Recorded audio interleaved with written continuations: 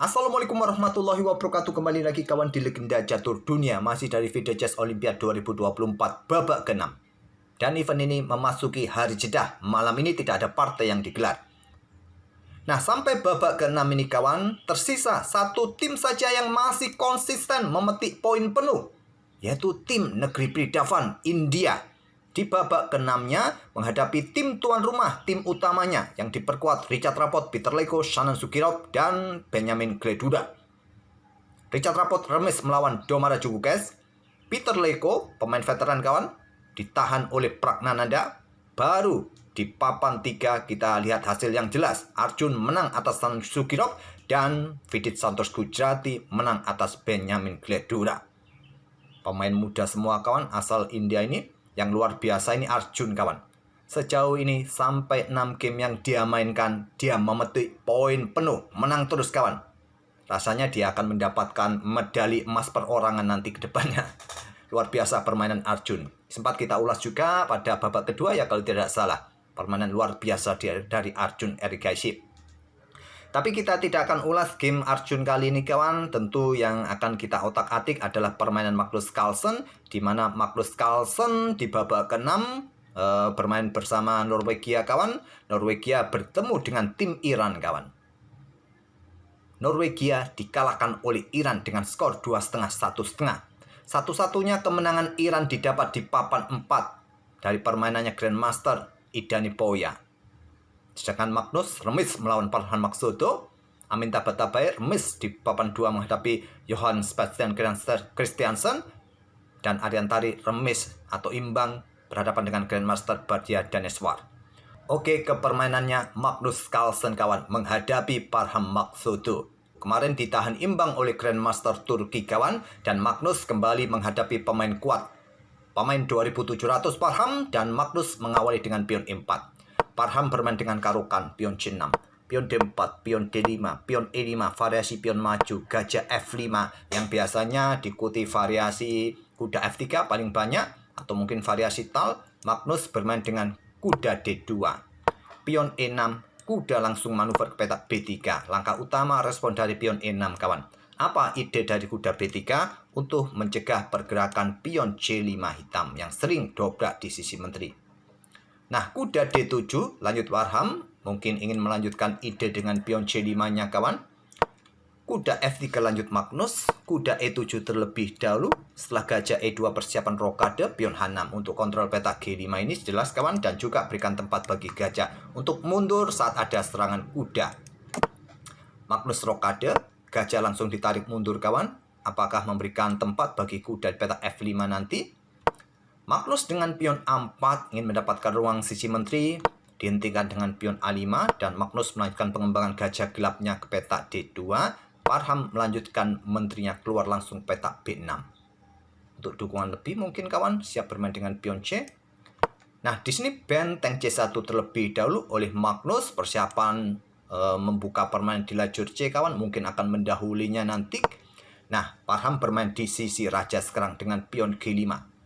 Magnus raja bergeser ke H1 terlebih dahulu. Kemudian ada kuda G6 dan Magnus gajah D3. Gajah B4 menantang pertukaran gajah gelap. Magnus menolak, gajah E3 dan menteri mundur ke C7 lanjut Farhan kawan. Untuk menghindari atau persiapan ya dorong pion atau entah kemana idenya Farhan ini, kita lihat saja. Nah, Magnus melangkah kuda ke D2. Kalau kita lihat dari evaluasi bar, langkah Magnus tidak disukai oleh engine. Usir menteri terlebih dahulu kawan untuk mempersolid rantai pion. Untuk usir gajah, gajah mundur. Mungkin ke peta E7 saja. Nah, kalian bisa melanjutkan ya membuat langkah ya bolak balik, geser kanan kiri mungkin. Atau menteri ke peta C2 ya kalau kalian tidak suka dengan raja, yang menteri ini naik saja kawan untuk koneksikan dua benteng kalian, mengincar diagonal ini ke depan. Magnus tadi dengan langkah kuda D2, kuda H4 membuka tantangan pertukaran gajah terang, diterima Magnus, gajah pukul gajah 7 ambil balik oleh benteng. Baru sekarang pion C3, gajah mundur ke E7, Magnus dorong lagi. Pion C4 untuk membuka permainan kawan. Nah, Stockfish menawarkan langkah kuda ke petak B6. Parham memilih dengan langkah kuda ke F8. Magnus membuka permainan di sisi raja dengan pion F4. Ditolak dengan langkah kuda F5. Banyak sekali langkah-langkah nanti bertanda tanya kuning kawan. Kalau kita lihat dari daftar permainan mereka ini, nanti akan kita temui langkah bertanda orange kuning ataupun merah banyak sekali. Tapi tak terlalu banyak, nanti akan saya tunjukkan jalur-jalur kombinasinya. Kalau Stockfish menyukai menteri D8. Ya seperti inilah cara admin akan menunjukkan langkah-langkah terbaiknya. Tidak perlu banyak langkah, cukup ya ini itu aja. Kuda F5. Tarik mundur kawan, gajah G1 untuk tetap mempertahankan peta pusatnya. Nah di sini pion G pukul pion F4. Pion C pukul pion D5 terlebih dahulu oleh Magnus. Kalau kalian mendahulukan ambil pion F4, mungkin hitam akan roka panjang kawan. Nah, putih yang akan mendahului pion C pukul pion D5, benteng ambil balik. Mungkin jalurnya seperti itu menurut engine. Tapi Magnus langsung membuka lajur C terlebih dahulu. Pion C pukul pion D5. Pion E yang ambil balik pion D5. Baru sekarang benteng ambil pion F4 lanjut Magnus. Kuda G7 menghindari serangan benteng. Dan menteri naik ke peta C2 kawan. Menekan benteng peta H7, juga menekan lajur C di sini. Nah, juga persiapan bentengnya mungkin dipersiapkan ke lajur F nanti ke depan. Pion H5. Benteng C F1. Menyerang pion F7 kawan. Kuda G ke E6. Menyerang benteng, buka akses benteng menjaga pion. Kemudian benteng F5 lanjut Magnus. Menteri B6. Menekan pion, tapi keberadaan pion D4 cukup kuat. Dengan adanya kuda, adanya gajah di sini. Apakah menteri juga siap menusuk ke peta B4, rebut pion untuk meloloskan pion di lajur A kawan? Diantisipasi Magnus dengan kuda B1, kemudian dengan langkah pion H4, hentikan Magnus dengan pion H3, benteng G7, kuda C3, dan Stockfish menilai kuda yang ke peta G5 langkah terkuat, atau menteri langsung ke peta B4, memilih dengan langkah gajah G5. Kemudian Magnus dengan kuda D2, menteri A6, benteng F3 yang kuat dengan benteng D1, tapi Magnus angkat benteng ke peta F3, berikan tempat bagi manuver kuda nanti kawan, peta G4, kemudian peta F6, ataupun juga manuver nanti ke peta E3. Benteng D8 lanjut Parham. Magnus langsung manuver kuda ke F1. Setelah benteng D7, Magnus melanjutkan kudanya kawan, membawa peta G4, peta F6 nanti. Nah di sini menteri C4 diusir oleh Magnus karena menteri bersama kuda juga menekan pion yang ada di peta D4 ini. Nah, ada ide kuda ambil pion D4 langsung di sini kawan. Sama-sama memberikan ancaman bagi menteri masing-masing. Tapi tetap posisi putih masih lebih baik walaupun kehilangan beberapa pion. Karena menteri akan digeser ke peta F2 menyerang balik kuda. Posisi menteri dalam posisi kuda ya tidak akan berani ambil salah satu benteng nih kawan. Kuda paling ambil pion yang ada di peta B3. Nah kalian lanjutkan manuver kuda kalian kawan. Dengan bertumpuknya menteri benteng di satu lajur diikuti kuda kawan. Siap bergerak ke sana ke sini nanti. Coba lihat. Posisi putih cukup menjanjikan. Tapi Parham memilih menterinya ke peta B4 saja dan benteng mundur ke F1 langkah terkuat dari engine. Magnus memilih dengan langkah kuda ke peta E2. Cukup normal untuk backup pionnya kawan. Nah, ini memberikan kesempatan bagi menteri hitam menantang pertukaran di peta D2. Tapi Parham memilih dengan langkah aktifkan kuda ke peta G6.